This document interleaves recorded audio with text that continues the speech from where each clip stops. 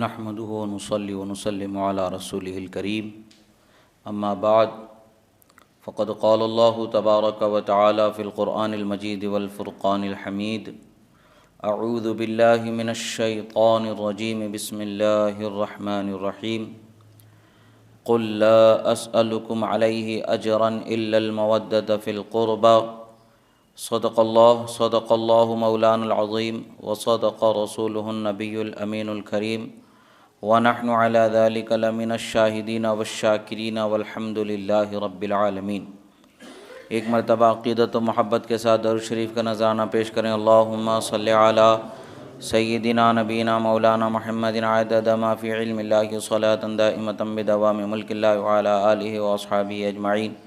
ایک مرتبہ اور نبی اور آل نبی پر درود شریف پڑھ لیں۔ اللہم صلی علی سیدنا نبینا مولانا محمد عدد ما فی علم اللہ صلاۃ دائمۃ بدوام ملک اللہ وعلی آلہ واصحابہ اجمعین۔ اللہ رب العزت کا بے پناہ شکر احسان کہ اللہ رب العزت نے ہمیں اس کے حبیب کریم صلی اللہ تعالی علیہ وسلم کا سچا چاہنے والا ایمان والا بنا کر پیدا فرمایا۔ اللہ رب العزت کا بے پناہ شکر احسان کہ اللہ رب العزت نے ہمیں اس کے حبیب صلی اللہ علیہ وسلم سے محبت کرنے والا اور اس کے حبیب صلی اللہ تعالی علیہ وسلم سے نسبت رکھنے والی ہر نسبت کا ادب اور احترام اور اس نسبت سے محبت کرنے والا بنا کر کے پیدا فرمایا۔ اللہ رب العزت نے جس بندے کو بھی یہ خوبی عطا فرمائی ہے گویا کہ اسے خوش نصیب بنا کر کے پیدا فرمایا ہے، اور یہ خوش نصیبی ایسی ہے کہ اسے دنیا میں بھی رسوائی سے بچانے والی ہے اور آخرت میں بھی رسوائی سے بچانے والی ہے۔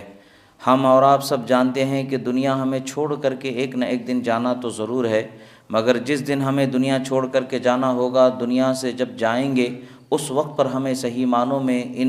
نعمتوں کی عظمت و قدر کا اندازہ ہوگا کہ جو اللہ تعالیٰ نے ہمیں دنیا میں نعمت ایمان دولت ایمان بخشی ہے، اور اس کے رسول کی محبت اور اس کے رسول کی نسبتوں سے محبت جو اللہ نے بخشی ہے، یہ نعمت کا ہمیں صحیح معنوں میں اگر اندازہ ہوگا یا اس کی قدر ہوگی تو وہ قبر میں جانے کے بعد ہی پتہ چلے گا کہ جب رسول اللہ صلی اللہ تعالی علیہ وسلم کے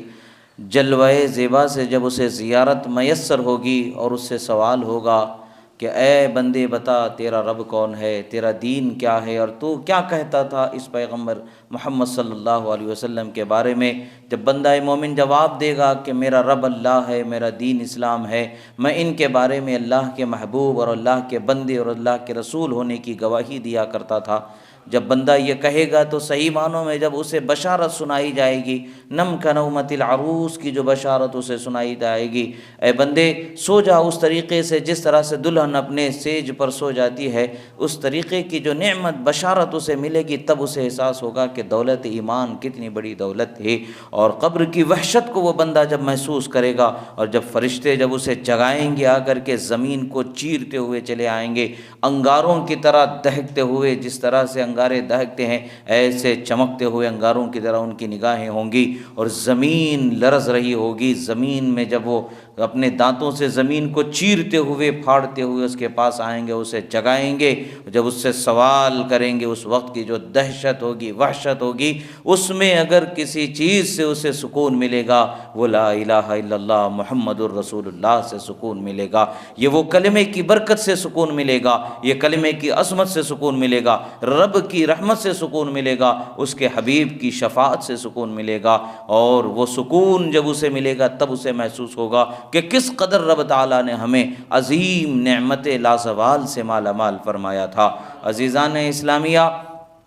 آج ہم میں سے ہر شخص کو اللہ تبارک و تعالیٰ نے نعمتوں سے مالا مال فرمایا ہے، بس یہ ہے کہ ہم نے نعمتوں کو نعمت جاننا چھوڑ دیا ہے، یہ ہماری کم نصیبی ہے، اور جب ہم نعمت کو نعمت جاننا چھوڑ دیتے ہیں، ہم اس کی قدر کرنا چھوڑ دیتے ہیں، اس کی حفاظت کرنا چھوڑ دیتے ہیں، تو ہلاکت اور رسوائی کی طرف قدم بڑھتے چلے جاتے ہیں۔ ایمان اللہ نے بخشا ہے، ہم ایمان کی قدر کرنا نہیں جان رہے ہیں، ہم نے ایمان کو بہت ہلکا جان لیا ہے، جو میسر ہمیں نعمت نعمت ہے، اس نعمت کی ہم نے قدر کرنا چھوڑ دیا ہے۔ ایمان کی قدر و قیمت حضرت بلال سے بڑھ کر کے کون کیا بتا سکتا ہے؟ ایمان کی قدر و قیمت حضرت خبیب سے بڑھ کر کے کون کیا بتا سکتا ہے؟ حضرت خباب سے بڑھ کر کے کون کیا بتا سکتا ہے؟ حضرت شہید کربلا امام حسین سے بڑھ کر کے کون کیا بتا سکتا ہے؟ یہ ان تمام عظیم ہستیوں کی قربانیاں ہیں جو ہم تک کے ایمان آسانی سے پہنچ رہا ہے، ورنہ وہی زمانہ ہوتا تو حال کیا ہوتا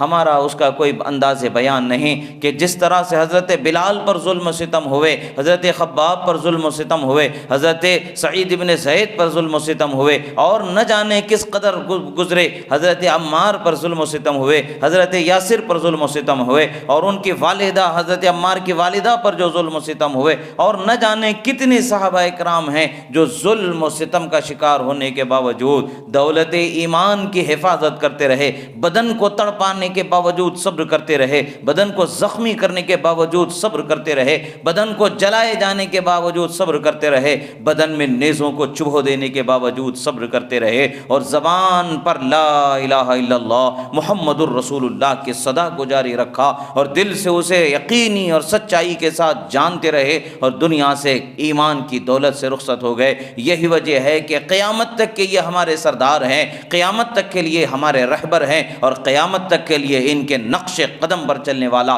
راہ نجات پر چلنے والا ہوتا ہے۔ عزیزو، اللہ تبارک و تعالیٰ نے یہ نعمت بخشی ہے، اس نعمت کی ہمیں قدر کرنی چاہیے۔ آج زمانہ بڑی مشکلوں کی طرف قدم بڑھاتا چلا رہا ہے۔ مکہ کی زندگی یاد آ رہی ہے، مکہ میں جس طرح سے مسلمانوں پر جس طرح سے ظلم و زیادتی کا بازار گرم کر دیا گیا تھا، انہیں ہر طریقے سے پابندیوں میں جکڑا جانے لگا تھا، انہیں ہر طریقے سے ستایا جانے لگا تھا، اسی طریقے سے آج ہمارے سامنے دور نظر آ رہا ہے۔ نہ آج ہماری جان و ایمان کی سلامتی کے اسباب ظاہراً نظر نہیں آ رہے ہیں، اور اسباب تو یہی ہیں ہلاکت کے، مگر اللہ جانتا ہے مومن جس کے دل میں ایمان گھر کر چکا ہے، وہ نہ زمانے کے بدلتے حالتوں سے وہ پریشان ہوتا ہے، نہ جان کے لٹ جانے کے خوف سے وہ بے چین ہوتا ہے، وہ صرف اور صرف ایمان کی حفاظت پر قائم رہنے والا ہوتا ہے۔ اسے جان دینا پڑے وہ جان دینے کو تیار ہے، اسے کٹنا پڑے کٹنے کو تیار ہے، مرنا پڑے مرنے کو تیار ہے،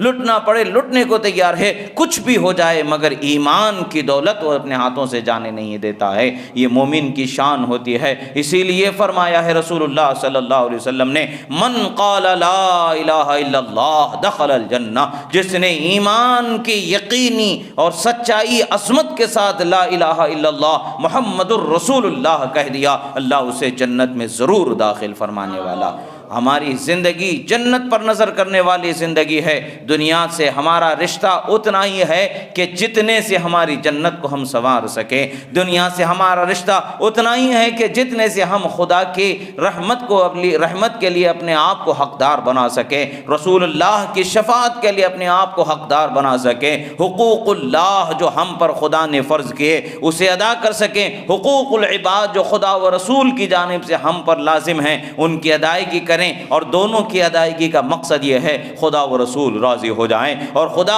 اپنی رضا سے سرفراز فرما دے۔ اور جس دن خدا راضی ہو جائے گا بندے کے لیے نعمتیں ہی نعمتیں ہیں، اس کی زبان میں وہ اثر آ جائے گا کہ ادھر زبان ہلی کی نہیں ادھر کرامتیں ظہور پذیر ہونے لگیں گی، ادھر وہ قدم بڑھائے گا کہ نہیں کہ مسافتیں کم ہوتی نظر آئیں گی۔ عزیزان محترم، ایمان کی دولت یہ اللہ تبارک و تعالیٰ کی بخشی ہوئی ہمارے لیے سب سے بڑی نعمت ہے جو اللہ تعالیٰ نے ہمیں بخشی ہے۔ اس نعمت کی حفاظت ہمارا فرض عین ہے۔ ہمارے لیے زندگی کی حفاظت اس قدر ضروری نہیں جس قدر ایمان کی حفاظت ہمارے لیے ضروری ہے۔ ہماری زندگی ویسے بھی تو جانی ہی ہے، مگر زندگی کے جانے سے ہمارا نقصان نہیں ہوگا، ایک اور زندگی خدا ہمیں دینے والا ہے، مرنے کے بعد پھر زندہ کیا جانے والا ہے، پھر حشر میں اٹھایا جانا ہے، پھر حشر میں حساب و کتاب ہونا ہے، پھر جنت اور دوزخ کا فیصلہ ہونا ہے۔ ہم تو جانتے ہیں کہ ہماری زندگی ہے، یہ دنیا کی زندگی کے بعد ایک اور زندگی ہے، ایسی زندگی ہے جو ہمیشہ قائم رہنے والی ہے،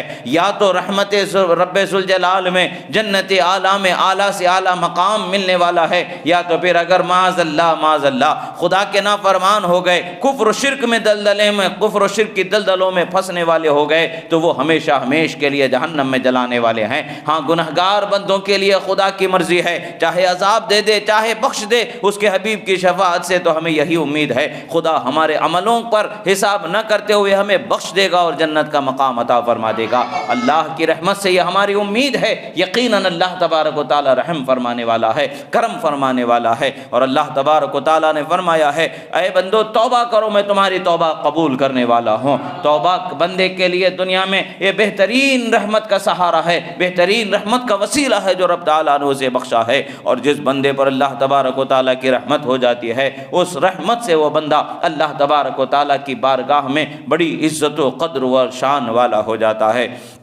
اللہ کے رسول صلی اللہ تعالیٰ علیہ وسلم کو اللہ تبارک و تعالیٰ نے بڑی عظمت و شان عطا فرمائی ہے، ایسی عظمت اور ایسی شان عطا فرمائی ہے کہ آپ کی ذات سے تعلق رکھنے والی ہر چیز کو اللہ تبارک و تعالیٰ نے عزت والا، شان والا بنا دیا ہے۔ اور یہ مہینہ چونکہ جمادی الثانی کا یہ مہینہ، جمادی الاخری کا یہ مہینہ ہے، یہ مہینہ اسلام کی عظیم ہستیوں سے اس مہینے کا تعلق ہے، بالخصوص رسول اعظم صلی اللہ تعالیٰ علیہ وسلم کی شہزادی حضرت خاتون جنت فاطمہ زہرا رضی اللہ تعالیٰ عنہا سے بھی اس مہینے کو تعلق ہے۔ اسی مہینے میں روایتوں کے اختلاف کے ساتھ اس مہینے میں آپ کی ولادت کا ہونا بیان کیا جاتا ہے۔ بعض روایتوں میں 20 جمادی الاخری کا قول ملتا ہے، اور یہ قول بعض روایتوں میں اس کے علاوہ بھی دیگر تواریخ کا قول ملتا ہے، 3 تاریخ کا بھی قول ملتا ہے، 20 کا بھی ملتا ہے۔ بہرحال حضرت خاتون جنت رضی اللہ تعالیٰ عنہا کی ولادت بھی اس مہینے میں اللہ تبارک و تعالیٰ کے فضل و رحمت سے ہوئی۔ اور یہ خاتون جنت کون ہیں جن کو رسول اللہ صلی اللہ تعالیٰ علیہ وسلم کی بارگاہ میں سب سے محبوب ترین ہستی ہونے کا شرف حاصل ہے؟ حضرت ام المومنین حضرت بی بی عائشہ صدیقہ رضی اللہ تعالیٰ عنہا کی بارگاہ میں ایک شخص حاضر ہوئے، انہوں نے پوچھا یا اے ام المومنین ذرا یہ بتائیں کہ رسول اللہ صلی اللہ تعالیٰ علیہ وسلم کے نزدیک سب سے زیادہ پسندیدہ خاتون کون تھیں؟ حضرت خاتون جنت رضی اللہ تعالیٰ عنہا فرماتی ہیں، وہ حضرت ام المومنین بی بی عائشہ صدیقہ رضی اللہ تعالیٰ عنہ فرماتی ہیں کہ وہ فاطمہ زہرا رضی اللہ تعالیٰ عنہ ہیں۔ سوال کیا ہوتا ہے؟ فرماتے ہیں جمع ابن عمیر التیمی رضی اللہ تعالیٰ عنہ قال دخلت مع عمتی علی عائشہ رضی اللہ تعالیٰ عنہ فسئلت ای الناس کان احب الی رسول اللہ صلی اللہ علیہ وسلم قالت فاطمہ فقیل من الرجال قالت زوجها ان کان ما علمت صواما قواما او کما قال رضی اللہ تعالیٰ عنہ او کما قالت رضی اللہ تعالی عنہا۔ یہاں پر روایت میں آتا ہے، راوی بیان فرماتے ہیں کہ جیسا کہ اس کا حق انہوں نے ادا فرما دیا ہے، روایت میں ہے۔ اور یہ روایت کیا ہے؟ امام ترمذی نے بھی روایت فرمایا ہے، امام حاکم نے بھی روایت فرمایا ہے، اور امام طبرانی نے بھی اس حدیث مبارکہ کو روایت فرمایا ہے۔ روایت کیا ہے؟ ایک مرتبہ حضرت جمع ابن عمیر حضرت ام المومنین رضی اللہ تعالیٰ عنہ کی خدمت میں اپنی پھوپھی کے ساتھ میں حاضر ہوتے ہیں، اور ان کے ذریعے سوال کرتے ہیں کہ اے ام المومنین ذرا یہ تو بتائیں اللہ کے رسول صلی اللہ تعالیٰ علیہ وسلم کس کو سب سے زیادہ پسند فرماتے تھے، کس پر سب سے زیادہ محبت اور شفقت کا انعام فرمایا کرتے تھے؟ حضرت ام المومنین رضی اللہ تعالیٰ عنہ فرماتی ہیں حضرت خاتون جنت فاطمہ زہرا رضی اللہ تعالیٰ عنہ سے بے حد محبت فرمایا کرتے تھے، چونکہ خاتون جنت رسول اللہ صلی اللہ تعالیٰ علیہ وسلم کی شہزادی ہیں، اور شہزادی سے بے حد رسول اللہ صلی اللہ تعالیٰ علیہ وسلم محبت فرماتے۔ اور اس محبت کے ساتھ ساتھ پھر پوچھا گیا اور مرد حضرات میں کس سے محبت فرماتے تھے؟ جواب میں ام المومنین فرماتی ہیں ان کے شوہر حضرت مولا علی سے محبت فرمایا کرتے تھے، اور فرماتی ہیں کہ میں نے جتنا حضرت مولا علی کو جانا ہے انہیں عبادت گزار ہی جانا ہے، نماز پڑھنے والا جانا ہے، راتوں میں جاگ جاگ کر کے نماز پڑھنے والا جانا ہے، اور دن میں روزے کی حالت میں وقت گزارنے والا میں نے جانا ہے۔ پتہ کیا چلتا ہے؟ اللہ کے رسول صلی اللہ تعالیٰ علیہ وسلم کا جن پر محبت کا انعام ہے، اللہ تبارک و تعالیٰ انہیں دنیا میں عظمت والا، شان والا بنا دیتا ہے، ایسی شان والا بنا دیتا ہے کہ ان سے محبت کرنے والے بھی انعام کے حقدار بنا دیے جاتے ہیں، ان سے محبت کرنے والے بھی اللہ رب العزت کی بارگاہ سے نعمتوں کے حقدار بنا دیے جاتے ہیں۔ دوسری روایت میں آتا ہے حضرت بریدہ رضی اللہ تعالی عنہ ارشاد فرماتے عن ابی قال کان احب الناس الى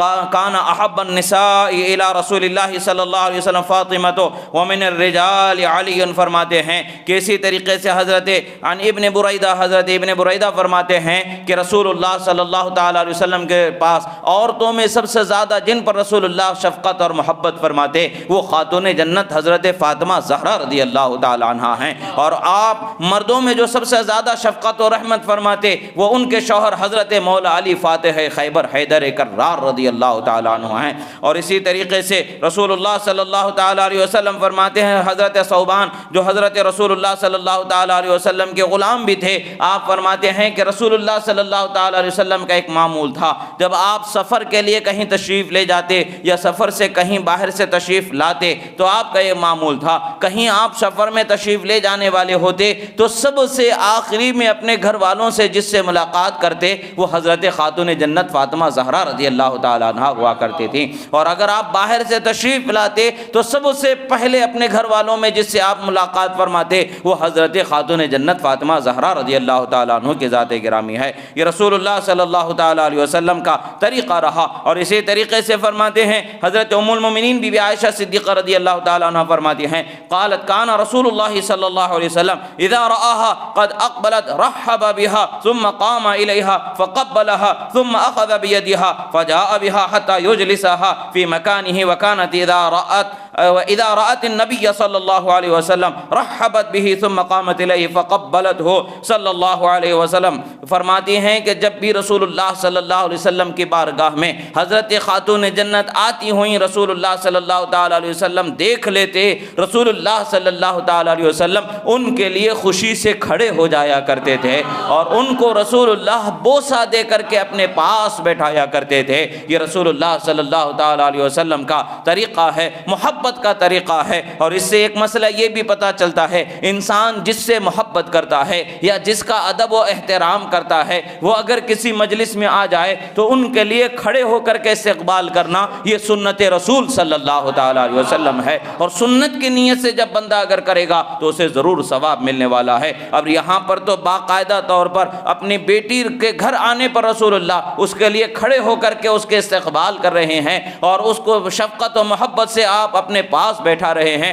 ان کے پیشانی پر بوسہ عطا فرما رہے ہیں۔ یہ نعمت جب انہیں مل رہی ہے تو اس نعمت کا حق کس طریقے سے اس کو مل رہا ہے؟ یہ اگر آج دنیا میں کوئی بھی بندہ اگر رسول اللہ کی سنت پر عمل کرتے ہوئے اپنی بیٹی کے گھر آنے پر سنت رسول پر عمل کرے گا یقیناً اللہ تعالیٰ کی بارگاہ میں رحمت کا حقدار ٹھہرایا جائے گا۔ یہ سنت رسول صلی اللہ علیہ وسلم ہے کہ اپنے بچوں سے کیسے محبت کرنا ہے رسول اللہ نے ہمیں سکھایا ہے۔ سنتوں پر عمل کرنے والے رسول اللہ صلی اللہ تعالیٰ علیہ وسلم کی دنیا میں بھی کامیاب ہو جاتے ہیں، آخرت میں بھی کامیابی مل جاتی ہے، اور رشتوں کی بہاریں اسے مل جاتی ہیں، رشتوں کی راحت اسے مل جاتی ہے، رشتوں کا سکون اسے مل جاتا ہے۔ ایسے ہی جب رسول اللہ صلی اللہ تعالیٰ علیہ وسلم حضرت خاتون جنت کے گھر پر تشریف لے جاتے، حضرت خاتون جنت کے گھر پر تشریف لے جاتے تو حضرت خاتون جنت جہاں بیٹھی ہوئی ہوتی ہیں اس جگہ سے کھڑی ہو جاتی اور رسول اللہ کے لیے آگے بڑھ کر کے آپ کے دست مبارک کو بوسہ دیتی تھی اور آپ کو اپنی جگہ پر بیٹھاتی تھیں، بڑے ادب و احترام سے آپ کے ساتھ اپنا سلیقہ پیش کرتی تھی۔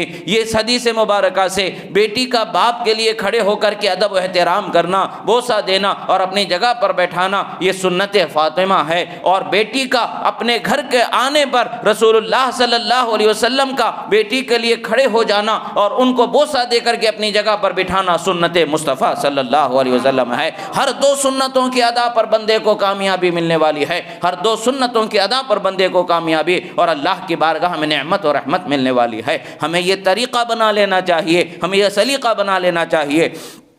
کہ دنیا والوں کے لیے ہمیں کسی کو خوش کرنے کی کوئی ضرورت نہیں ہے۔ دنیا والے خوش ہو کر کے ہمیں کیا دیں گے، ہمیں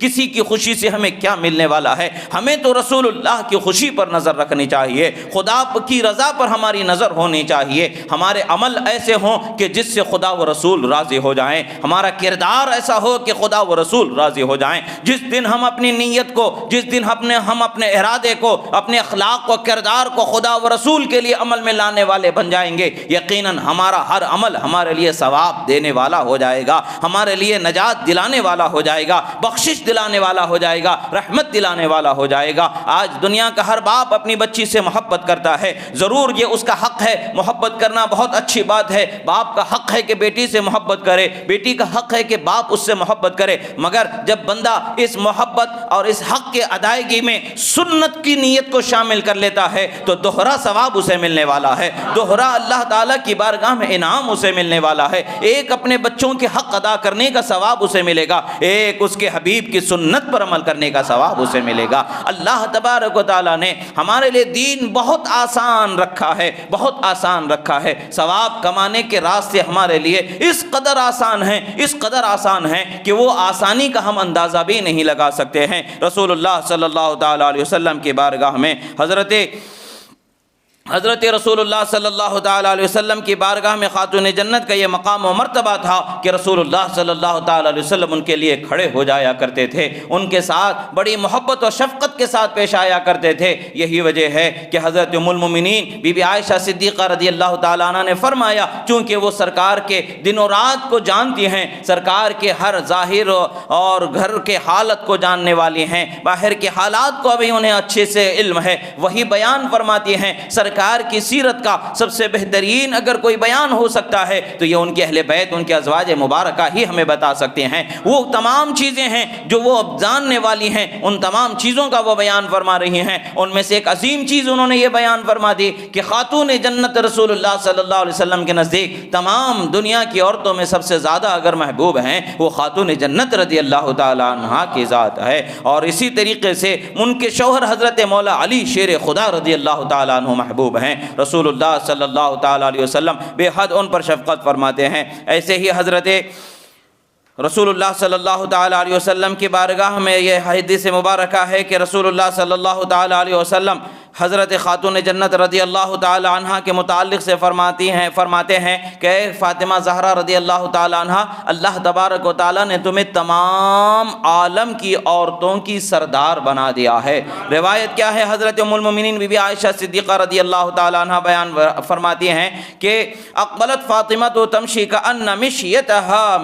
مشی النبی صلی اللہ تعالی علیہ وسلم، فرماتے ہیں کہ جب رسول اللہ صلی اللہ تعالی علیہ وسلم کی بارگاہ میں حضرت خاتون جنت تشریف لا رہے ہیں، خاتون جنت تشریف لا رہی ہیں، جیسے وہ آپ چل کر کے آ رہی ہیں، حضرت ام المؤمنین فرماتی ہیں رسول اللہ کا چلنا اور حضرت خاتون جنت کا چلنا، دونوں کا چلنا اس قدر مشابہ ہے گویا کہ ایک ہی شخص کا چلنے کا گمان ہو رہا تھا، یعنی خاتون جنت بالکل اسی انداز میں چل رہی تھی جس انداز میں رسول اللہ صلی اللہ علیہ وسلم چلا کرتے تھے، یعنی رسول اللہ صلی اللہ تعالی علیہ وسلم سے مشابہ ہونے میں حضرت خاتون جنت کا ہر عمل ہر انداز نرالا ہے، وہ سب سے زیادہ رسول اللہ صلی اللہ علیہ وسلم کے مشابہ ہیں۔ آپ کے چہرے کے نقش و نگار میں بھی مشابہ ہیں، انداز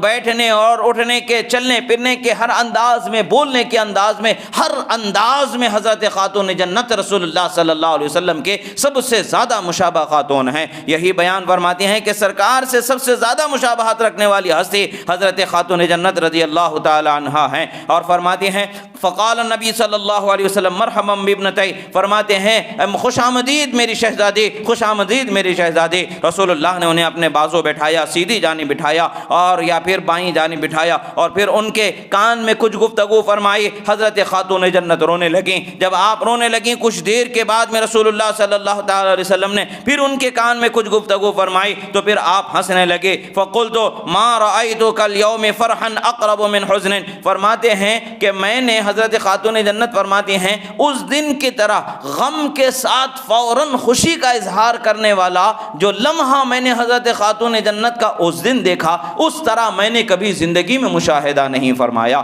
یعنی ایک طرف تو غم کا حال یہ ہے کہ آپ نڈھال ہونے لگیں روتے ہوئے، اور پھر فوراً رسول اللہ نے ایک اور خوشخبری سنا دی تو فوراً آپ خوشی سے اس قدر مسرور ہو گئیں کہ آپ ہنسنے لگ گئیں۔ حضرت ام المؤمنین فرماتی ہیں ایک ساتھ ان دونوں حالتوں باتوں کو میں نے اس سے پہلے کبھی اپنے مشاہدے میں نہیں لایا تھا۔ پھر میں نے ان سے پوچھا اے شہزادی بتائیں وہ کون سی بات ہے کہ جس پر تم رونے لگی تھیں، اور وہ کون سی بات ہے کہ جس پر تم خوشی کا اظہار کرنے لگی؟ حضرت خاتون جنت فرماتی ہیں کہ میں رسول اللہ صلی اللہ تعالیٰ علیہ وسلم کی موجودگی میں ان کے اس راز کو ظاہر نہیں کروں گی۔ آپ چلی جاتی ہیں۔ جب سرکار کا وصال ہو جاتا ہے، اس وصال کے بعد حضرت ام المؤمنین فرماتی ہیں اے میرے شہزادے، میری ممتا کی محبت کا واسطہ میں تمہیں دے کر کے کہتی ہوں، اس دن کا جو معاملہ ہوا وہ معاملہ مجھے بتا دینا۔ تم رونے بھی لگی تھیں اور ہنسنے بھی لگی تھیں۔ حضرت خاتون جنت فرماتی ہیں ہاں اب میں آپ کو وہ راز بتا سکتی ہوں۔ سنو، اول مرتبہ جب رسول اللہ صلی اللہ علیہ وسلم نے مجھ سے میرے کان میں گفتگو فرمائی، اس وقت پر آپ نے بتایا کہ اب میں ان قریب دنیا سے رخصت ہونے والا ہوں، دنیا سے بظاہر میں چلے جانے والا ہوں۔ تو وہ غم میرے لیے ایسا تھا کہ میرے برداشت سے باہر تھا، میں برداشت نہ کر سکی۔ جب رسول اللہ نے میری حالت زار کا مشاہدہ فرمایا تو مجھے انہوں نے ایک اور خوشخبری سنائی اور فرمایا کہ اے فاطمہ کیا میں تمہیں ایک خوشخبری نہ سنا دوں؟ پھر فرمایا کہ سنو، میری اہل بیت میں سب سے پہلے مجھ سے ملنے والی تم ہی ہو، اور جان لو کہ اللہ تعالیٰ نے تمہیں تمام عالم کی عورتوں کا سردار جنت میں بنا دیا۔ یہ حضرت خاتون جنت رضی اللہ تعالیٰ عنہ کے لیے نعمت ہے۔ اور آپ صلی اللہ علیہ وسلم نے فرمایا کہ میرے خاندان والوں میں سب سے پہلے مجھ سے ملے گا، یعنی دنیا سے جو میرے خاندان والوں میں سب سے پہلے رخصت ہوگا وہ تم ہی ہوگی۔ حضرت خاتون جنت خوشی کا اظہار کرنے لگیں۔ یعنی اس سے ہمیں پتہ چلتا ہے آج مومن دنیا سے جانے کے لیے ڈرنے والا نہیں ہوتا ہے، مسرت و شادمانی کے ساتھ وہ خوشیوں کا اظہار کرتا ہے۔ جو حقیقی سچا مومن ہوتا ہے وہ موت سے نہیں ڈرتا ہے، کیوں کہ مرنے کے بعد رسول اللہ سے ملنا اس کا مقدر بنا دیا جاتا ہے، رسول اللہ سے ملنا اسے نصیب ہے۔ تو جس بندے کی نظر اس ملاقات مصطفیٰ پر ہوگی وہ دنیا کی زندگی کو تو ایک مدت کے لیے جو دنیا کی زندگی اسے ملی ہے وہ پردہ اور وبال ہی جانے گا، اس لیے کہ جب یہ پردہ ہٹے گا رسول اللہ کے جلوے جہاں آرا کا اسے مشاہدہ نصیب ہو جائے گا۔ جب یہ دنیا سے رخصت ہوگا تب رسول اللہ صلی اللہ علیہ وسلم کا براہ راست مشاہدہ کرنے والا ہو جائے گا، انعام و اکرام کا دیکھنے والا ہو جائے گا، رسول اللہ صلی اللہ تعالیٰ علیہ وسلم کی رحمت کے جلووں میں جانے والا ہوگا۔ جس طرح سے حضرت خاتون جنت خوشی و مسرت کا اظہار فرمائی ہیں، اسی طریقے سے اولیاء صالحین کا بھی یہی طریقہ رہا کہ جب بھی انہیں موت کا وقت آتا تو اس سے زیادہ انہیں خوشی کچھ نہیں ملتی تھی، اس قدر وہ خوشی کا اظہار فرمایا کرتے، اس قدر خوشی کا اظہار فرمایا کرتے کہ جس کا بیان نہیں۔ پوچھنے والوں نے اولیاء سے پوچھا، اکابرین سے متعلق یہ روایتیں ہیں کہ پوچھنے والوں نے پوچھا کہ آخر اس قدر خوشی کا کیا حال ہے؟ فرماتے ہیں کہ ایک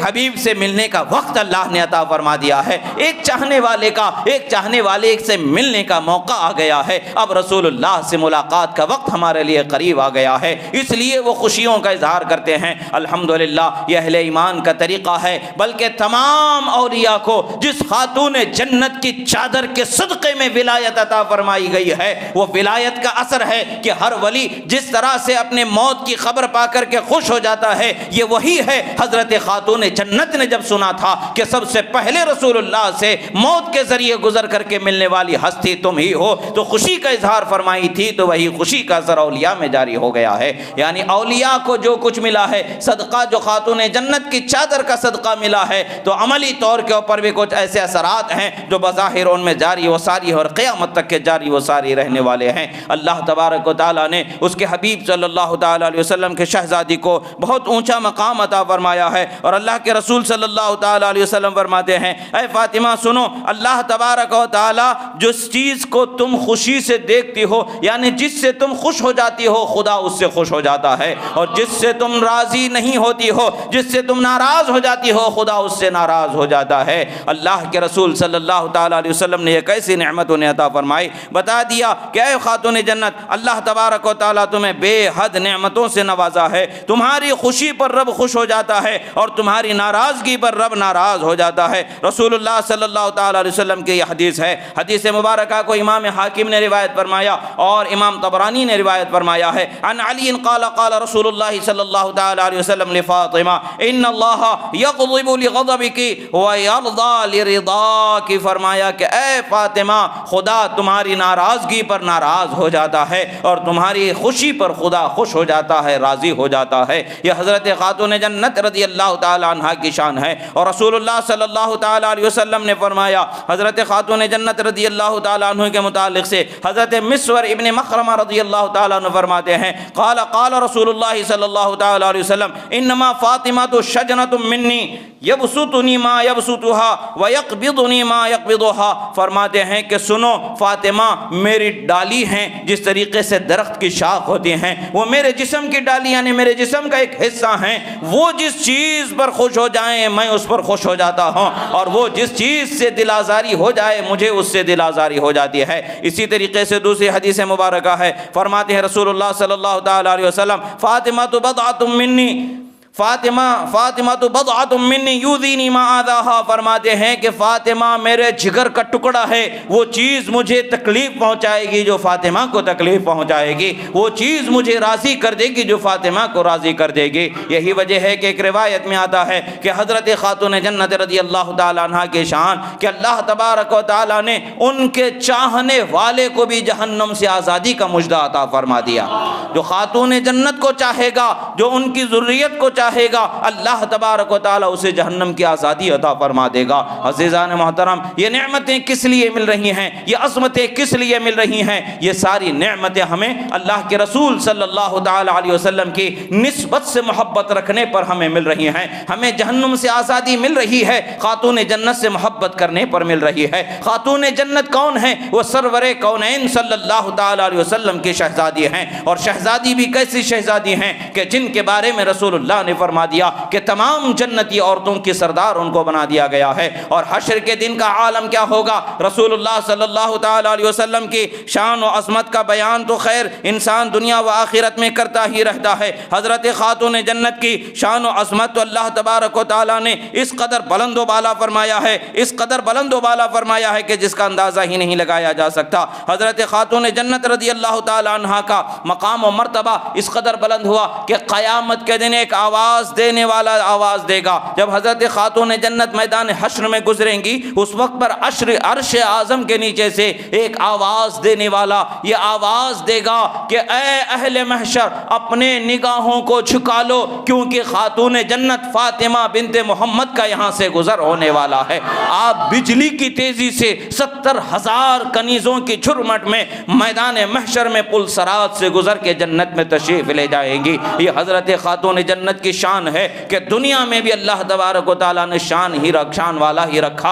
اور آخرت میں ایسی شان بتائی کہ آدم علیہ السلام سے لے کر کے قیامت تک کے جتنے لوگ دنیا میں آئے، اور تمام پیغمبروں کی شان بلند و بالا ہے، مگر پیغمبروں کی عظمتوں سروں پر تسلیم ہے، پیغمبروں کی اولادوں کا جو مقام ہے وہ بلند و بالا ہے ہی، مگر جو مقام حضرت خاتون جنت کو خدا نے بخشا ہے وہ تمام پیغمبروں کی اولادوں میں کسی کی اولاد کو وہ مقام میسر نہیں آیا، وہ رسول اللہ صلی اللہ علیہ وسلم کے شہزادی کو وہ مقام اللہ نے عطا فرمایا۔ اور حشر کے دن ہم سب اپنی ماتھے کی آنکھوں سے وہ شان و عظمت کا مشاہدہ کریں گے، اور وہ شان و عظمت کی زبان اور شان و عظمت کی ندا کو اپنے کانوں سے سماعت کریں گے۔ عزیزو، اللہ کے رسول صلی اللہ تعالی علیہ وسلم نے ارشاد فرمایا ہے، ارشاد کیا ہے؟ فرماتے ہیں کہ سنو، قیامت کے دن کوئی رشتہ باقی نہیں بچے گا سوائے میرے خاندان کے رشتے کے، کوئی رشتہ باقی نہیں بچے گا، اور میرا رشتہ قیامت کے دن ٹوٹنے والا نہیں ہے۔ تو اسی لیے رسول اللہ صلی اللہ علیہ وسلم نے فرمایا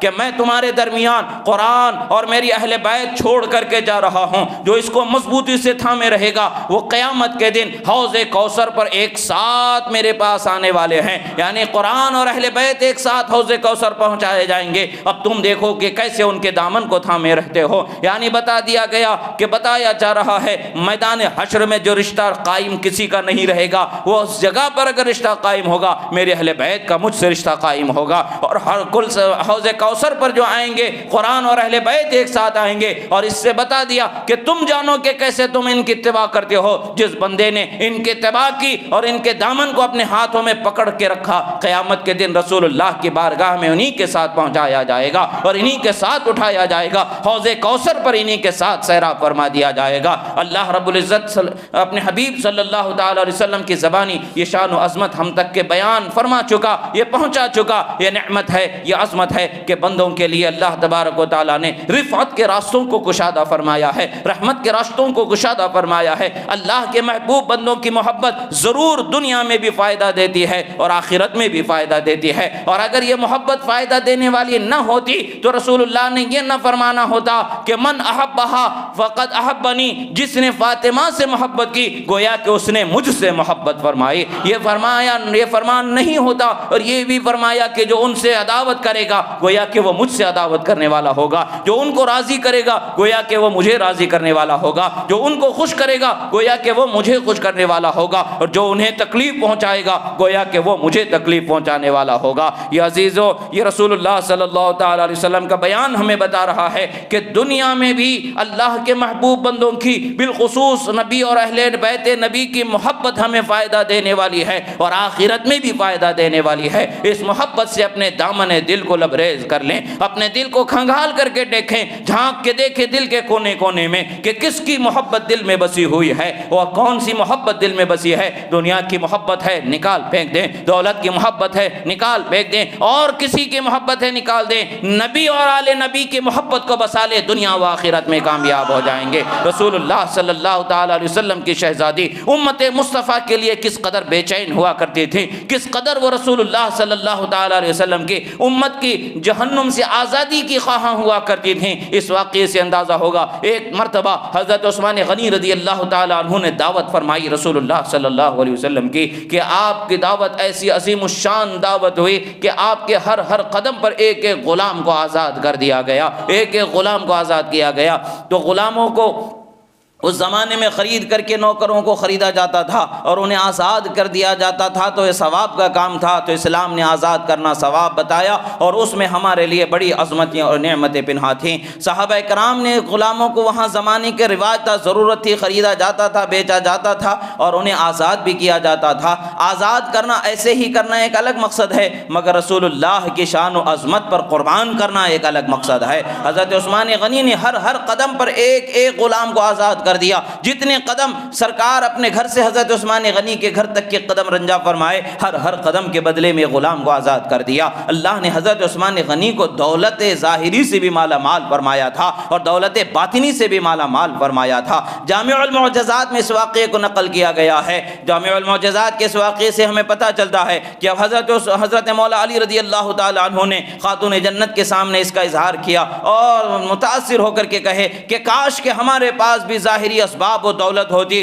تو ہم بھی رسول اللہ کی ایسی ہی شان و شوکت والی دعوت و ضیافت کا اہتمام کرتے، ہم بھی اگر ہمارے پاس غلام ہوتے تو رسول اللہ کے قدموں پر غلاموں کو آزاد کر دیتے۔ آج مجھے بڑی خوشی ہوئی ہمارے دینی بھائی، حضرت عثمان نے جیسی دعوت کی، کاش کہ ہمارے پاس بھی ظاہری اسباب ہوتے تو ہم کرتے۔ حضرت خاتون جنت اپنے شوہر کے اس تاثر سے متاثر ہو گئیں، اور آپ نے کہا اللہ پر بھروسہ رکھیں اور جائیں رسول اللہ کی بارگاہ میں ان کے اصحاب کے ساتھ ہمارے گھر پر دعوت دے کر کے آئیں، انشاءاللہ ویسی ہی دعوت اللہ تعالیٰ فرمائے گا۔ آپ نے فرما دیا، اور پھر وہ دعوت کا انتظام کیا ہے؟ گھر میں کچھ بکرے ہے نہیں کہ ذبح کر کے بنا لیا جائے۔ گھر کا حال یہ ہے کہ آج چولہا جلا تو ہفتوں تک کے چولہا نہیں جلتا ہے۔ ایسے حالت ہونے کے باوجود بھی توکل علی اللہ کا جو مرتبہ ہوتا ہے، اللہ پر بھروسے کی جو شان ہوتی ہے، وہ بڑی بلند و بالا شان ہوتی ہے۔ اور اللہ تعالیٰ اپنے بندوں پر کس قدر انعام کرتا ہے، انعام فرماتا ہے، وہ انعام جو کرامت کے طور پر ظاہر ہوتی ہے، وہ کرامت کا اندازہ ہم نہیں لگا سکتے ہیں۔ جیسے حضرت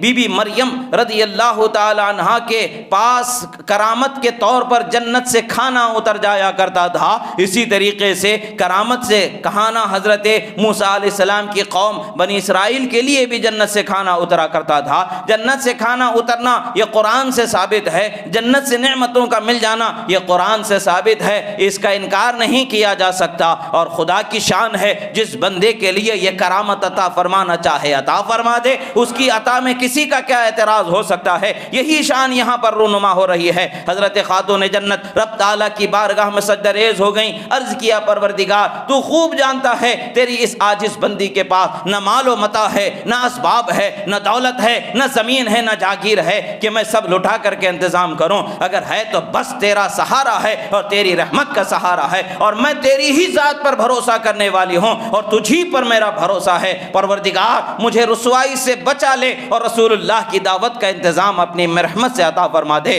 جب آپ سجدے سے سر اٹھاتی ہیں تمام جو ہانڈیاں تھی کھانے سے بھری ہوئی نظر آتی ہیں۔ جب حضرت رسول اللہ صلی اللہ تعالی علیہ وسلم آپ ان کے گھر پر تشریف لاتے ہیں تو کھانا سامنے رکھ دیا جاتا ہے، کھانا کھایا جا رہا ہے، صحابہ کھانا کھا رہے ہیں، کھانا ختم نہیں ہو رہا ہے، کھانا ختم نہیں ہو رہا ہے۔ رسول اللہ مسکراتے ہوئے صحابہ سے فرماتے، صحابہ جانتے ہو کہ کھانا کہاں سے آیا ہے؟ صحابہ عرض کرتے اللہ اور اس کا رسول بہتر جانے۔ فرماتے ہیں کہ جنت سے تمہاری ہماری ضیافت کے لیے کھانا اتارا گیا ہے، میری بیٹی کی دعاؤں پر رب تعالیٰ نے یہ نعمت عطا فرما دی ہے۔ پھر خاتون جنت سجدے میں سر رکھتی ہیں، عرض کرتی ہیں رب ذوالجلال کھانا تو عطا فرما دیا، اب غلاموں کو آزاد کرنے کی باری ہے۔ عثمان نے دنیا میں غلاموں کو آزاد کیا ہے، مولا میں تیرے حبیب کی امتی کو جہنم کی غلامی سے، جہنم کی آزادی میں چاہتی ہوں، جہنم کے جلنے سے میں آزادی چاہتی ہوں، مولا تیرے حبیب کی امتیوں کی جہنم سے آزادی میں چاہتی ہوں۔ رسول اللہ صلی اللہ علیہ وسلم کے شہزادی نے جب رب تعالیٰ کی بارگاہ میں یہ دعا کی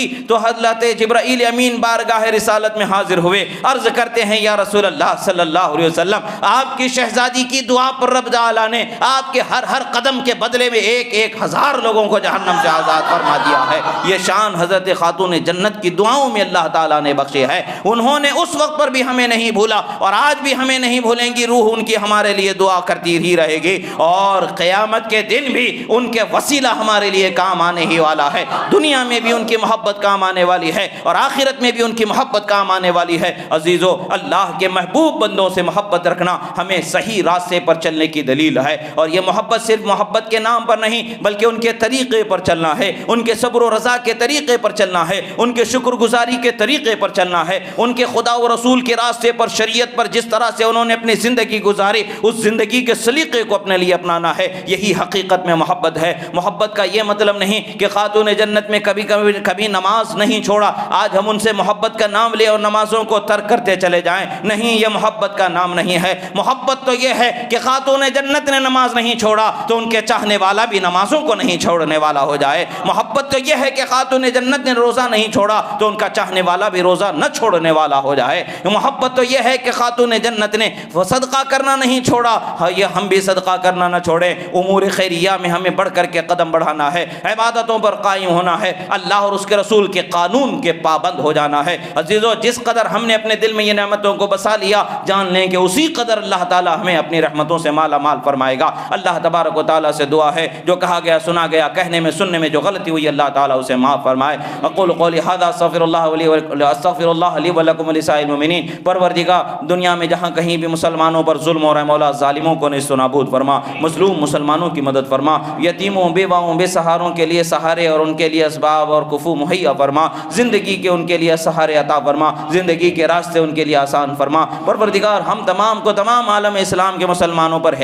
مسلمانوں کو ہدایت پر استقامت عطا فرما، ایمان پر سلامتی عطا فرما، ایمان کے ساتھ دنیا سے جانا نصیب فرما، اور ہمیں اور ہماری آنے والی نسلوں کو قیامت تک کے بدعقیدگی، کفر، شرک، ضلالت سے ہماری حفاظت فرما، ایمان پر سلامتی عطا فرما۔ اقول قولی ھذا استغفر اللہ لی ولکم ولسائر المؤمنین وما علینا الا البلاغ المبین برحمتک یا ارحم الراحمین۔